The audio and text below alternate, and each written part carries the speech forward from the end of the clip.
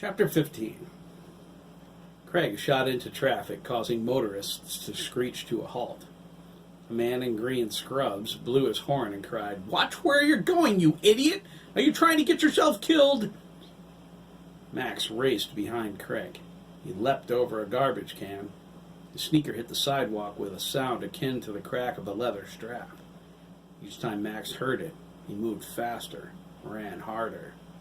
He didn't know what he was going to do when he caught Craig, but he knew he would.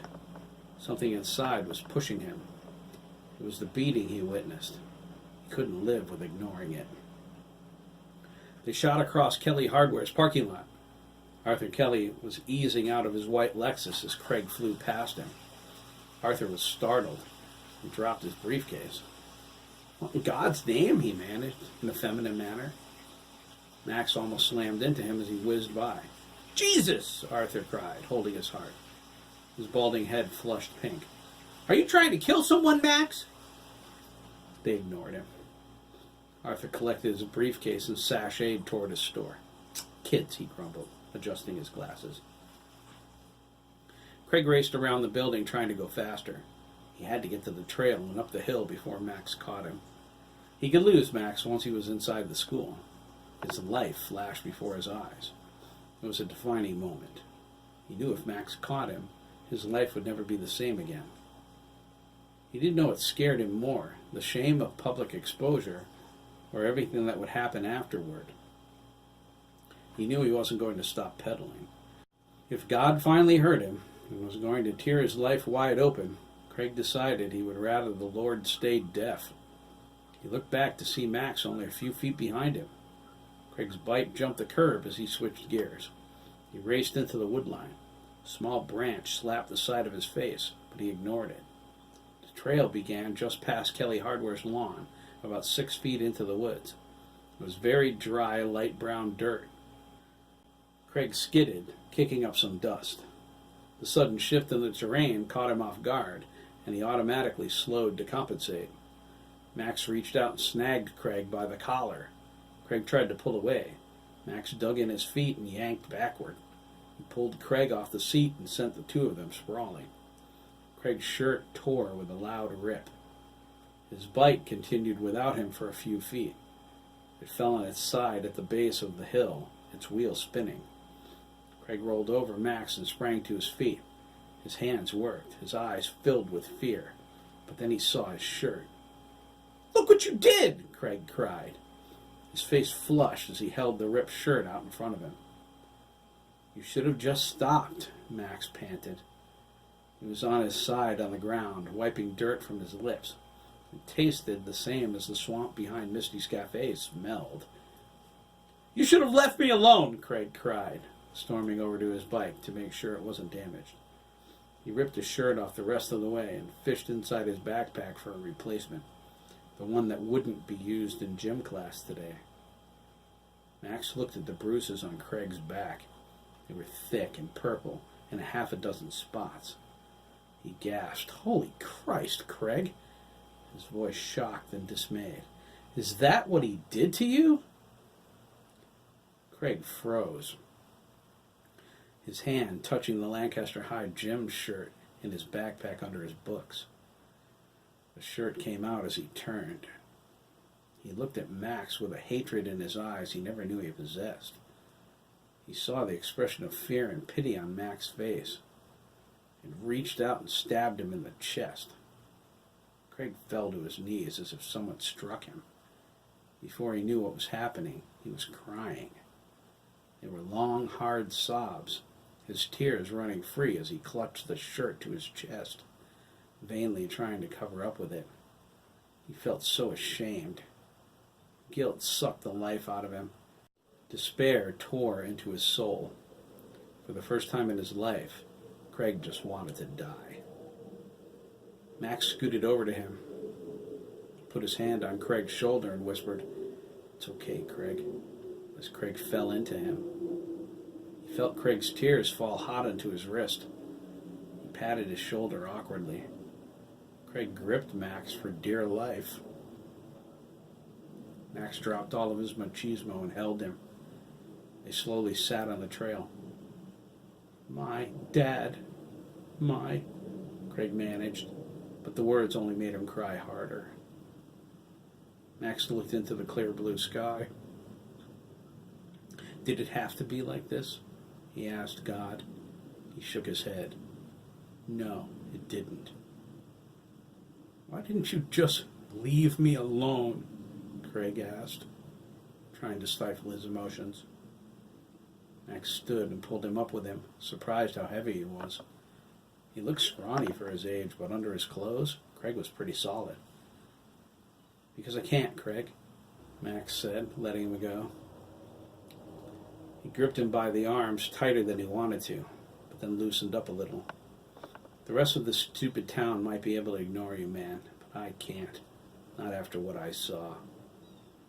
Craig sniffled. He wiped his eyes roughly with the backs of his hands. So what are you going to do now? He asked. Ruin my life? You call this a life? Max asked, touching the bruises on Craig's back. Craig winced and pulled away. He replied, That's right, Max. It's my life. It's not right, man, Max said. Your dad. I love my dad, Craig exploded. It was so loud, Max jumped. Leave him alone! He put on his gym shirt. He started crying again, but fighting it harder this time. You don't understand, he blubbered. Max stood up and spun him around. How am I supposed to understand this, Craig? He pulled the shirt back and pointed to the bruise on his shoulder blade. You're not, Craig replied, slapping his hand away. You can't! All you can do is murder my life. If that's what you're going to do, do it. Don't ask me to help you. You'd rather live like this? Max cried, lifting his shirt. Craig snatched it back down. What other choice is there, Max? Live without my dad? Yes. No! I can't believe you, Max exclaimed, throwing his hands in the air. Craig crossed his arms. Like you ever cared about me before now? What? Max asked, taken aback. Craig nodded. You heard me. His face wasn't showing any emotion at all now. How long have I lived across the street from you? All my life? He paced. Max's stunned gaze followed him.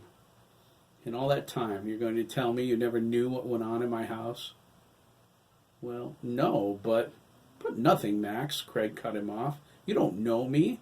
You don't talk to me. Now because you saw something you never should have seen in the first place, and you feel guilty about it, you think you have the right to save me? I don't need your help, Max. I don't need your pity. Craig grabbed his bike and started pushing it up the hill. He stopped and looked back, his face blanketed in an expression of hurt. You could have just been my friend, you know. It's not like I have any. Max watched as Craig resumed climbing the hill toward the high school. He cleared his throat and asked, You know who you remind me of? Craig stopped again and rolled his eyes. Who? He asked. Jeremy McKee, Max replied, smiling a little. Craig laughed. Oh, right. Sure, Max, whatever. I'm serious, Max insisted, jogging to catch up with him. You remind me of Jeremy. Craig pushed on. Jeremy's probably the most popular kid in my grade, Max. I'm a loser. We have zero in common. Boy, you are so wrong, Max whistled, helping Craig push. The bike was heavy. Craig pushes it up the hill every day? Now I know why he's so buff. Craig said, I don't see how I could be wrong. He's nice to me, though. He talks to me a lot. Max smiled. I know. He talks about you all the time, too. Craig was stunned. He does? Sure, he likes you. Craig frowned. They were near the top of the hill. Why would he like me? You're a lot alike, Max said. I think he knows that. Craig paused before the crest. Does his dad, is he like mine? Does his dad kick the crap out of him? Craig nodded. He seemed worried. No, man, it's not like that. Then what is it? Craig asked. Max knew Jeremy a lot better than he did. If they had anything in common, Craig couldn't see it. I'm not sure, Max said. It's like you both need somebody, you know? Like a real friend, maybe. Craig snorted. Jeremy has 1 billion friends. You think so? Max asked, pushing the bike the rest of the way up the hill. You might be surprised, Craig. They stepped onto the school grounds. Before Craig could say anything else, the first bell rang. They looked at each other knowingly. That bell meant they had 5 minutes to get to homeroom. Craig showed some visible relief. Max pushed his bike off the grass onto the road. They were on the left side of the school near the teacher's parking lot, but out in front where the buses unloaded. The bike rack was next to the building near the main entrance. Max stopped to let Ms. Adler's Mercedes pass. She scowled at him and glared at Craig, disgusted. He felt a shiver go down his spine. Man, is she creepy, Craig thought. Ms. Adler put her brakes on and looked back at him. Craig moved quickly after Max, wiping his face with his shirt tail. They went over to the bike rack. Max pushed in the front tire. Craig slipped the lock on with a practice motion. They walked together to where oceans of kids were filing into the school. They stood by the second bus in line, the one from Satchel Hill. Max knew this, but Craig didn't. A few of the kids looked oddly at Craig. He could tell they were all wondering, why is he standing there with Max Ramirez? Craig decided not to rush to class. He enjoyed their confusion. He looked at Max, who eyed the other kids expectantly. Dabney scowled at Craig as he disembarked, but kept going without saying a word. Craig breathed a sigh of relief. Dabney was a jerk to him every chance he got. A hand fell on his shoulder, and he spun around. It was Jeremy. Craig always thought his eyes were the deepest blue he ever saw. Hey, Craig, Jeremy smiled. It was a warm smile. Craig decided he liked it. What are you doing here? Craig stuttered, but Max came to his rescue. He walked to school with me, Max said, and left it at that. Craig looked at him and nodded. Thank you, he thought. It was like Max heard him. Yeah, he continued with a wide smile. Craig's going to the camp out with us tonight. What? Craig cried. Oh, cool, Jeremy said. Do you want a tent with me? I've got a 2-man I've never used before. He whispered, please say yes, or I'm going to have to share it with Ian Sturgis. Sure he does, don't you, Craig? Max replied. Well, I have to ask. No problem, Jeremy said. We're meeting at the pond after school. Craig's face turned white. He remembered the broken dishes and the mess at his house. I have some chores to do first. I have to talk to my uncle, too. I'm supposed to work tonight. Dougan, Max groaned. You work all the time. Your uncle can give you 1 night off, can he? I guess. You guess what? Chris asked, stepping down from the bus. He looked at Craig, puzzled. Hey, Dougan. Craig blushed. Dougan? Matt asked. He was the last one off the bus. He saw Craig and smiled. Well, look at this. Where did you come from? He's with me, Jeremy said. He hoped Matt didn't say anything bad. Jeremy liked Craig. Whoa, Matt exclaimed. I surrender. Come on, guys, Chris said, looking up at Lancaster High School. The building seemed huge today. We better get going. Ricardo ran up to them. He saw everyone from his bus, the last one in the row. He looked at Craig and then at his brother. Max? Ricardo asked. What? Max asked. He said to Craig, see you later, man. Come on, Craig, Jeremy said, walking toward the parking lot. Craig looked at him oddly, but then followed, his expression suddenly knowing. Ricardo stood there looking lost. Okay, what did I miss? He asked, but no one answered. He walked quickly after his brother. Max! Max! Jeremy continued around the side of the school. Craig walked with him in almost perfect rhythm. They moved across the lawn, ignoring the keep off the grass signs. The morning dew soaked into their sneakers. They felt a gnawing urgency to get to the parking lot as quickly as they could. They needed to do something, although neither of them remembered what it was. "We're going to be late for class," Craig said. Jeremy shook his head. "She'll take care of it." He pointed to the lot. Craig saw Miss Adler standing by her car with her arms crossed, an impatient look on her face. "Indeed I will, Master McKee," she said as they approached. Jeremy wasn't sure how she heard him from so far away. They walked up to her, their eyes glazing over, their expressions suddenly blank. Craig was fidgety and uncomfortable. Miss Adler turned to him, her eyes unnaturally bright. "No need to fight me, Master Dougan," she whispered, her eyes narrowing. "I need you to help me carry some things to my classroom." Her words came from all around them.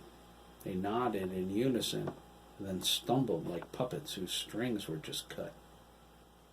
Craig reached up and rubbed his temple.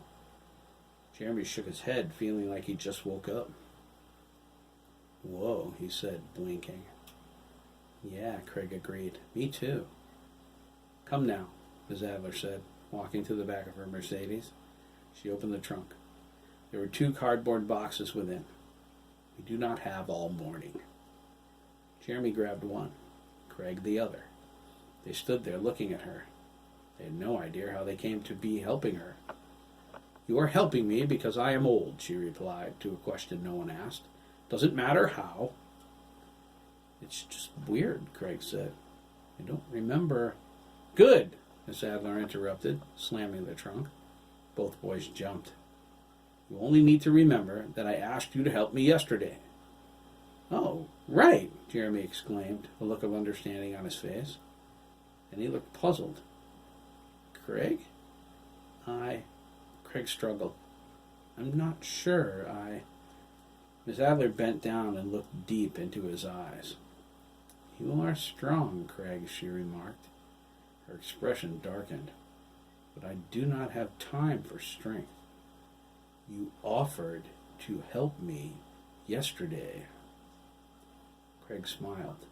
"I guess I did. I'm sorry." "Do not mention it," she replied, glaring at them as they walked together toward the school.